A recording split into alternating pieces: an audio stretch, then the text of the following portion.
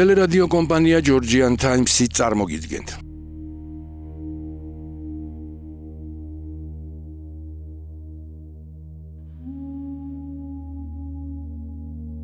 სკანდინავიური მითოლოგია. ელვის და ქუხილის ღმერთი თორი. სკანდინავიური მითოლოგიის სამყარო მკაცრი, ცივი და დაუნდობელია, სადაც ღმერთებისა და გიგანტების ბრძოლა სამყაროს არსებობის საფუძველს წარმოადგენს. ამ დიდებულ პანთეონში ყველაზე ცნობილი და ხალხისთვის საყვარელი ფიგურა თორია, უზენაესი ღმერთის, ოდინისა და მიწის ქალღმერთის იორდის ვაჟი. ამ წარმოშობამ თორში გააერთიანა ციური და მიწიერი ძალა, რაც მას განსაკუთრებულად ძლიერს ხდიდა. ის არ არის მხოლოდ ჭექაქუხილის ღმერთი, ის კაცობრიობისა და ასგარდის მთავარი მცველია. თორი თავიდანვე გამოირჩეოდა არაჩვეულებრივი ფიზიკური ძალით, თუმცა ამავე დროს მარტივი და პირდაპირი ხასიათით. სხვა ღმერთებისგან განსხვავებით, თორი არ იყო ხრიკებისა და გონებრივი თამაშების ოსტატი. მისი მთავარი იარაღი ძალა და სიმართლე იყო. თორი არის ძალა, რომელიც აკავებს ბოროტებას, რათა ადამიანებმა მშვიდად იცხოვრონ მიდგარდში. მისი მნიშვნელობა იმდენად დიდი იყო, რომ ძველ სკანდინავიელთათვის ის პირველადი ღვთაება უფრო იყო, ვიდრე მისი მამა ოდინი. თორის გარეგნობა შორს არის თანამედროვე პოპ-კულტურის მიერ დამკვიდრებული ხატისგან. ძველ სკანდინავიური წყაროების მიხედვით, მას ჰქონდა ცეცხლისფერი წითელი თმა და გრძელი წვერი, ხოლო მისი თვალებიდან ელვა კრთოდა, როდესაც ის ბრაზდებოდა. იგი ცხოვრობდა ბირსკირნირის დიდ სასახლეში, რომელიც ასგარდში მდებარეობდა და ერთ-ერთი ყველაზე დიდი ნაგებობა იყო ღმერთთა სამყაროში. მისი ხასიათი პირდაპირი და ფეთქებადია. თუმცა ის არასოდეს არის ბოროტი ან მზაკვარი.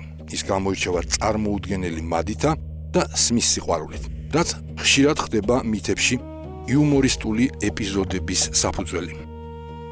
თუმცა, როდესაც საქმე ბრძოლას ეხება, მისი სერიოზულობა და სიმამაცე შეუდარებელია.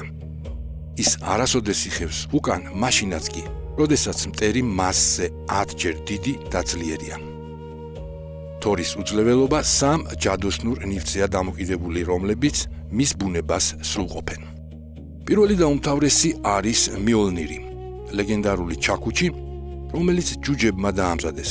ეს იარაღი არასოდეს აცილებს მიზანს და ყოველთვის უბრუნდებოდა თავის მფლობელს. მიოლნირი მხოლოდ საბრძოლო იარაღი არ იყო. იგი წმინდა სიმბოლოდაც ითვლებოდა, რომელიც იცავდა სამყაროს ბოროტი ძალებისგან. მეორე ნივთია მეგინგიარდი, იგივე ძალის კამარი, რომელიც თორის ფიზიკურ ძალას ორმაგად ზრდის. მესამე კი რკინის ხელთათმანებია, რომლებიც მას გავარვარებული ჩაქუჩის მართვაში ეხმარება. საინტერესოა, რომ თორი არ დაფრინავს სხვა ღმერთებივით. ის მოგზაურობს ეტლით, რომელშიც ორი თხა არის შებმული. თქმულების მიხედვით, მას შეეძლო მათი დაკლა და შემდეგ კვლავ გაცოცხლება თავისი ჩაქუჩის დახმარებით. თუ ძვლები უვნებელი დარჩება. ეს ისტორია ასახავს სკანდინავიელთა წარმოდგენას სიცოცხლის ციკლზე, სადაც სიკვდილი არ არის საბოლოო დასასრული. თორის ცხოვრებაში უმნიშვნელოვანესი ადგილი უჭირავს მის მუდმივ დაპირისპირებას იოტუნებთან, ანუ გიგანტებთან. ისინი წარმოადგენენ ბუნების უკონტროლო, პირველყოფილ ძალებს, რომლებიც მუდმივად ცდილობდნენ ასგარდის ციხესიმაგრის დაპყრობას და მზისა და მთვარის მოპარვას. ერთ-ერთი ყველაზე ცნობილი მითი ეხება თორის მიერ ჩაქუჩის დაკარგვას. გიგანტმა თრიმმა მოიპარა მიოლნირი და მის სანაცვლოდ ქალღმერთ ფრეიას ხელი ითხოვა.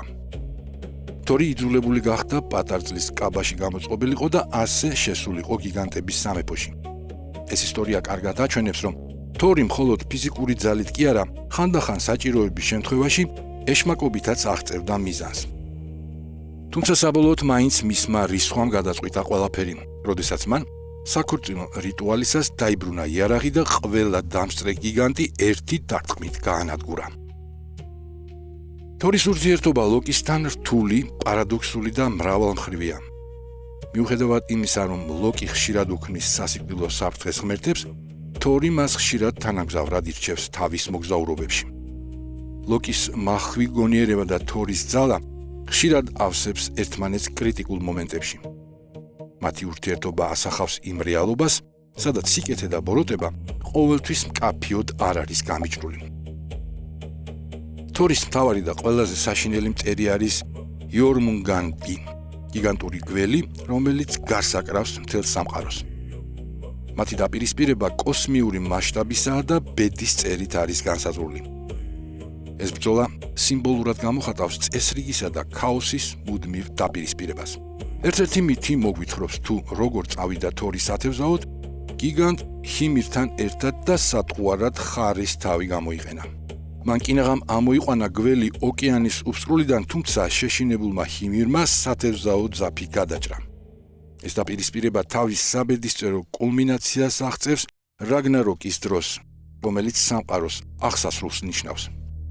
რაგნაროკი არის ბრძოლა, სადაც ღმერთები და მათი მტრები საბოლოოდ უპირისპირდებიან ერთმანეთს. წინასწარმეტყველების თანახმად თორი მოკლავს იორმუნგანდს თავისი ჩაქუჩის ერთი უძლიერესი დარტყმით, თუმცა თავადაც დაიღუპება მისი მომაკვდინებელი შხამით. 9 ნაბიჯის გადადგმის შემდეგ უძლეველი გმირი მიწაზე დაეცემა.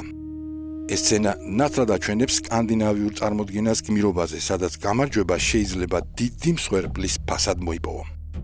აკადემიური და ისტორიული თვალსაზრისით თორი იყო უბრალო ხალხის, გლეხებისა და თავისუფალი მეომრების მთავარი მფარველი. მაშინ როცა ოდინი არისტოკრატიისა და პოეტების ღმერთად ითვლებოდა. თორი ყველასთვის გასაგები, სამართლიანი და ახლობელი ფიგურა იყო. მისი კულტი ფართოდ იყო გავრცელებული მთელ სკანდინავიასა და ისლანდიაში, რასაც მოწმობს უამრავი არქეოლოგიური აღმოჩენა. ადამიანები ატარებდნენ მისი ჩაქუჩის პატარა ასლებს, როგორც ამულეტებს. ისინი თვლიდნენ, რომ ეს მათ დაიცავდა ბოროტებისგან და ძალას მიანიჭებდა. ხალხს სჯეროდა, რომ ჭექაქუხილი თორის ეტლის გრიალი იყო ცაში, ხოლო ელვა მისი ჩაქუჩის დარტყმა. თორის სახელი დღემდე შემორჩენილია ზოგიერთ ენაზე, რაც მის ურყევ მემკვიდრეობაზე მიუთითებს.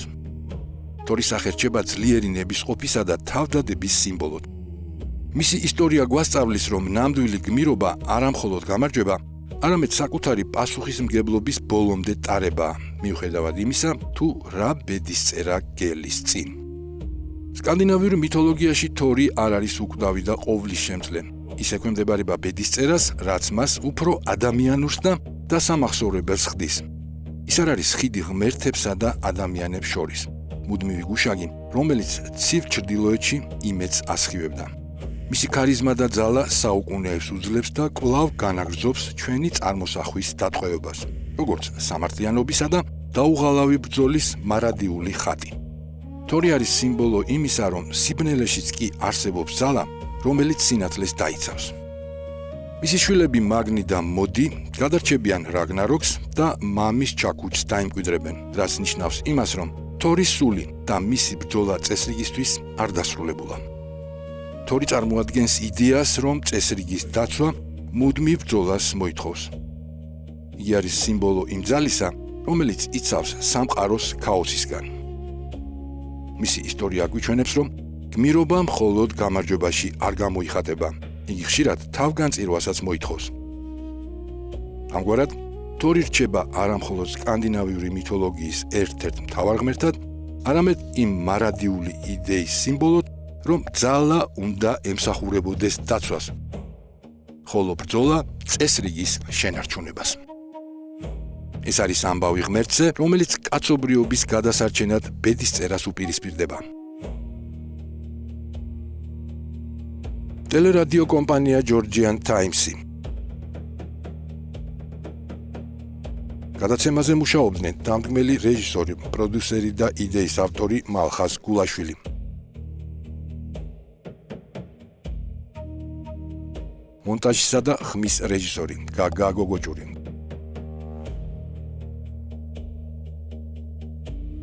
სცენარების ავტორები გაგა გოგოჭური, მირზა ცხოიძე.